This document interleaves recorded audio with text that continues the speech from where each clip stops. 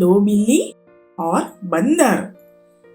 आइए दोस्तों, आज हम देखेंगे दो बिल्लियां और एक बंदर की कहानी। एक बार की बात है, गांव के बाहर एक पेड़ पर एक बंदर बैठा था। उसे बहुत भूख लग रही थी और उसने सोचा कि शायद उसे भी कुछ खाने को मिल जाए। उसी गांव में दो शरारती बिल्लियां रहती थी। उस दिन दोनों बिल्लियों ने मिलकर एक घर से रोटी चुरा ली और रोटी के दो हिस्से कर दिए, लेकिन दोनों ही अपने हिस्से से खुश नहीं थे। पहली बिल्ली बोली, अरे मेरे हिस्से की रोटी छोटी लगती है, तुम्हारा टुकड़ा मेरे टुकड़े से बड़ा है।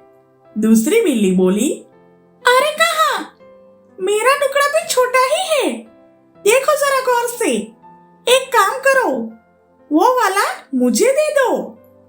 पहली बिल्ली, मैं क्यों दूं? मुझे अपना कुछ हिस्सा दे दो, फिर तुम और मैं बराबर हो जाएंगे। दूसरी बिल्ली, वाह भाई वाह, क्या मैं अपना हिस्सा दे दूं? तुम तो बहुत तेज हो। उस समय उस पेड़ पर बैठा एक बंदर उन दोनों बिल्लियों को लड़ते हुए देख रहा था। बंदर उतरकर उसके पास बैठ गया। बंदर बोला, अरे तुम दोनों क्यों झगड़ रहे हो? मेरे पास आओ और मुझे यह रोटी दो, मैं तुम्हें बांट दूंगा।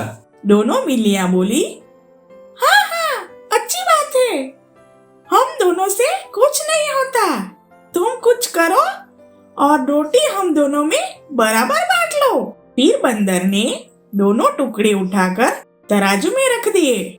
बंदर ने कहा, देखो तराजू इस दिशा में झुक रहा है, यानी इस दिशा में रोटी अधिक है। इतना कहकर बंदर ने कुछ रोटी तोड़ी और खा ली। बंदर बोला, अरे अब तो इस तरफ के तराजू में बहुत कुछ है। अब बंदर ने दूसरी रोटी तोड़ी और कुछ खा ली।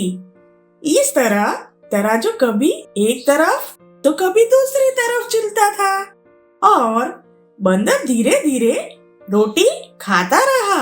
थोड़ी देर बाद जब बहुत कम रोटी बची तो दोनों बिल्लियां बोली, रहने दो भाई, ऐसे तो पूरी रोटी तुम ही खा जाओगे, जितना बचा है उतना हमें दे दो, हम दोनों वही खा लेंगे। तभी बंदर बोला, क्या बात कर रहे हो भाई, मैं कितनी देर से तुम दोनों के बीच कुछ बांटने की कोशिश कर रहा था। अब जो कुछ बचा है वह सब मेरे पेट में जाएगा। तुम लोग मुझे मेरी मेहनत का इनाम नहीं दोगे? तुम दोनों बहुत अच्छे हो। यह कहकर बंदर ने बाकी रोटी खा ली और दोनों बिल्लियों के पास खाने के लिए कुछ नहीं बचा और उन्हें भूखा रहना पड़ा। कहानी की सीख, दूसरों से मदद मांगने से पहले हमें अपनी समस्याएं खुद ही सुलझानी चाहिए। दो लोगों के बीच की लड़ाई में हमेशा तीसरे की ही जीत होती है।